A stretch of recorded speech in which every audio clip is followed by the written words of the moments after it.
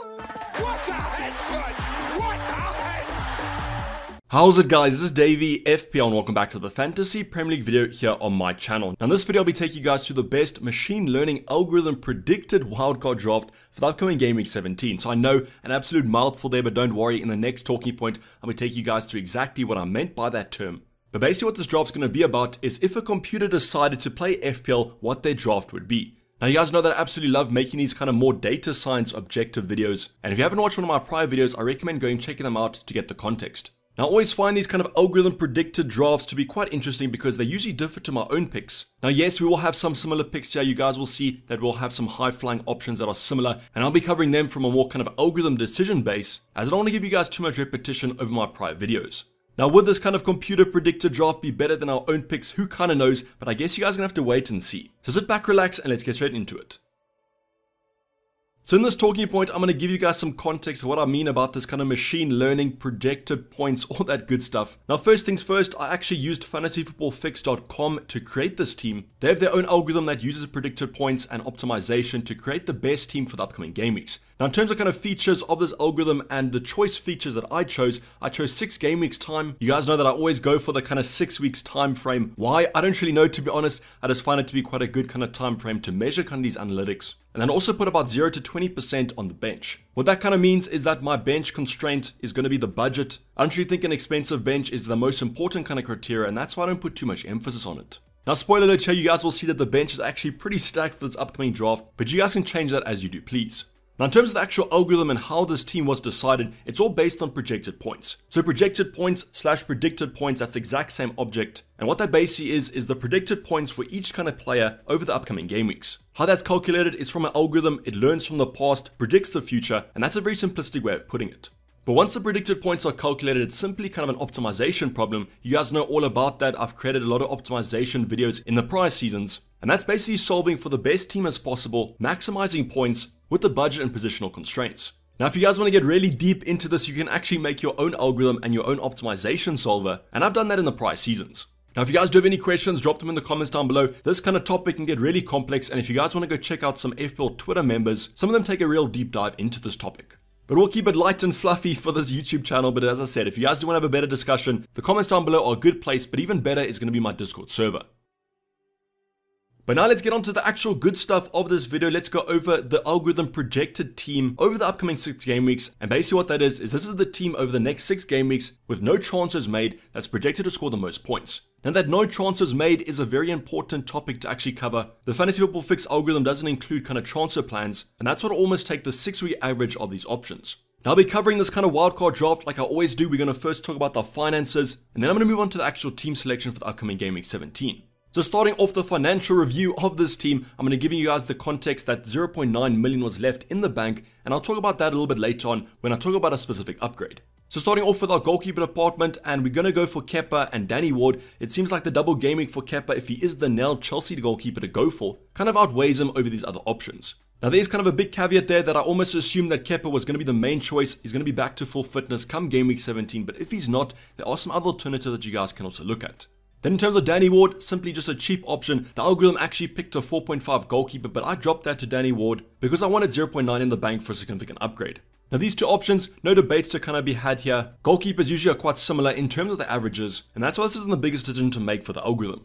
But now heading on to our back line, and the number 1 option is going to be João Cancelo. So yes, Cancelo is still picked by the algorithm at 7.2 million. Now my main assumption with these Man City defenders is that besides Cancelo, not a lot of them are kind of nailed, and therefore the algorithm prefers the more expensive option because he's the most nailed in that Man City lineup.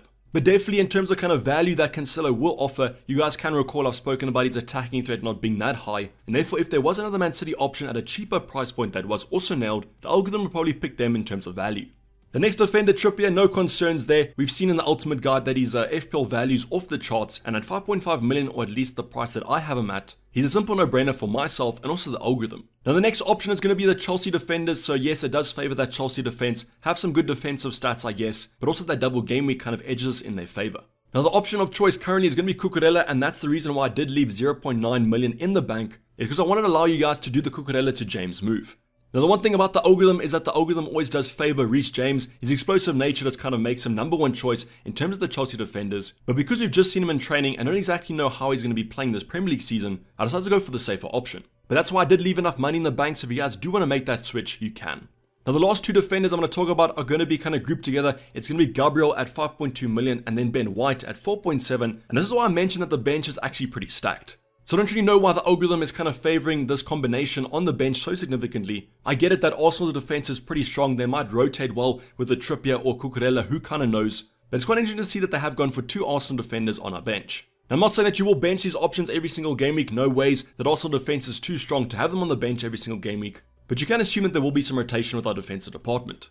Now this will be one of those positions that I will say if you guys need some money in the bank, downgrade a Gabriel, downgrade a Ben White to a cheap alternative, as you won't need them every single game week. Now in terms of the Arsenal defense, we mentioned this in the ultimate guide, the best defense currently in the Prem at the moment, and that's why I can understand why the algorithm has chosen them. Now the next upcoming fixtures aren't that great from an Arsenal point of view, but as I said, over the next 6 game weeks, and towards the latter stages of those 6 game weeks, they do improve significantly. So overall, our defensive department, no complaints about the first 3. Gabriel and Ben White, probably would include one of them, and then go for a cheaper bench option.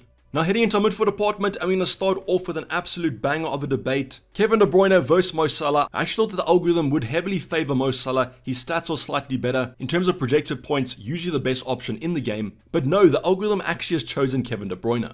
I can only assume that the double game week for Man City coming up slightly edged it towards Kevin De Bruyne. As mentioned earlier on, historically Salah is always the favourite option. So in my own personal draft, I've also gone for Kevin De Bruyne, so nice to see that that decision is kind of validated by the algorithm, as I think Man City will start off this next half of the season pretty hot. The next option in midfield though, I think is going to be quite controversial. It's actually be James Maddison from Leicester. We mentioned Leicester's attack not being that great, but Maddison's still ticking along nicely, but they are a little bit hit or miss. So here's where we kind of see the algorithm kind of differentiating from our own picks quite a bit, but to be honest, I don't exactly know if I'd agree with it over these next 6 game weeks. But you guys can leave in the comments down below, at 8.2 million, would you actually bring in a Maddison? Would you prefer a Saka, Wilfried Zaha, that sort of thing? But at the end of the day, Maddison has actually had a pretty good FPL season. The next option has been Mason Mount, kind of a significant option in our own FPL drafts. A lot of people are actually going for him as our Chelsea coverage, because we simply don't know which attackers are actually going to play. So I see that Mount is also favoured here, kind of a validation of my decision, but at 7.5 million, I don't think you can go wrong as long as he does start. Now the next midfield option is actually Almiron from Newcastle. You guys can understand why. In terms of expected FPL value, absolutely off the charts along with Trippier, and at 5.8 million could be an absolute steal in the second half of the season.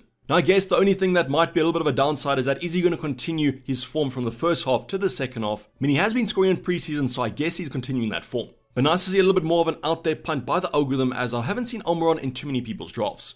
Then our final midfielder to go for is a no-brainer at 4.5 million, Andreas Pereira, double game week coming up, great stats for a 4.5, gets forward. What more can you ask for at that price point? So even the algorithm knows that Andreas is a great asset to have, so if you don't have him in your team, I'd probably suggest it. And then finally going our forward department, and a simple no-brainer to start off with. I mean, what better way for a robot to choose a robot? It's going to be Erling Haaland at 11.8 million. Nothing more has to be said about the Norwegian. A great asset to have, great stats, great fixtures, and probably going to be our perma captain for most game weeks.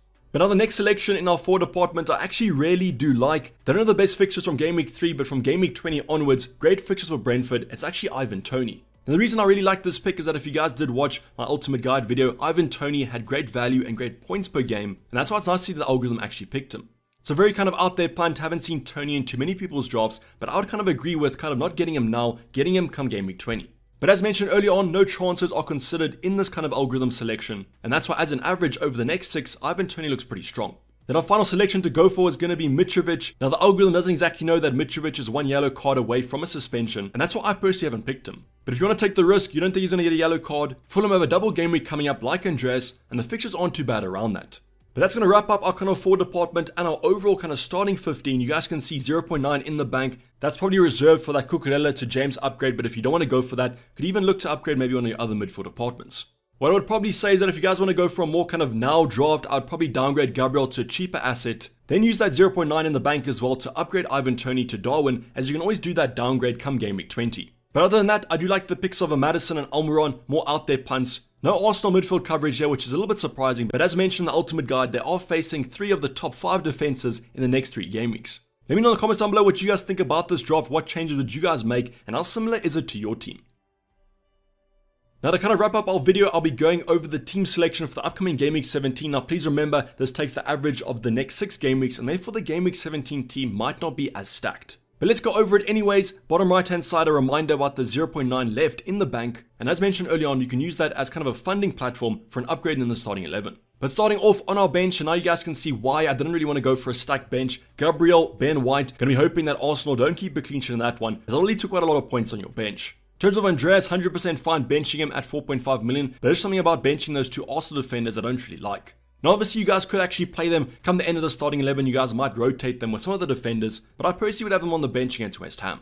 Now if we do have Danny Ward on our bench, obviously Kepa is going to be between the sticks. Bournemouth at home is a pretty good game, even though they have been quite free scoring over the past couple of game weeks. Going on to our defensive department, Cancelo, Trippier and Cucurella round up our defensive department. Not the best kind of defensive fixtures, Leeds away, Leicester away, I can see actually both of those sides potentially scoring, but let's hope that Chelsea do keep a clean sheet. Then moving on to midfield department, we've got Mount against Bournemouth, great fixture from an attacking point of view. De Bruyne against Leeds, great fixture as well. We then have a matchup of Maddison versus Almiron as they are playing each other in game week 17. So let's hope for a lot of goals there, but now you guys can understand that maybe bench a Trippier here if you don't want to play him, and then maybe bring in Gabriel. But I do think that Maddison and Almiron can both do well in game week 17, so I do like these picks. Then finally going to our forward department, and I've included the kind of algorithm predicted captain here. No surprises there, Erling Haaland against a Leeds away side that are on the bottom 5 defenses. We then have Ivan Toney against Spurs at home. Now please remember that Spurs haven't been defending as well as we probably would have predicted, and that's why Ivan Toney here isn't necessarily a bad pick. Same can be said about Mitrovic. Crystal Palace have improved towards the latter stages of the first half of the season, but haven't had a great defensive performance. Now if you guys do want to play a Gabriel over someone like an Ivan Toney and a Mitrovic, I would understand, but I generally always play the attacker for that upside. But now you guys can see the kind of starting 11 of our algorithm predicted side. There might be one or two changes that you guys do want to make, especially with that 0.9 left. So comment them down below and what they would be. If you guys do want to go play around with the algorithm, go over to fantasyfootballfix.com. You can change the parameters of the solver and maybe come up with a better side than myself. But that's basically wrap up the video, guys. Hopefully you did enjoy it. Please don't forget to like if you did and subscribe if you haven't subscribed yet. I'll be seeing you guys for the team selection coming up shortly, as you are approaching that game week 17 deadline quite quickly. But I'm signing off. It's been Dayvy FPL and I'm out. Cheers, bye.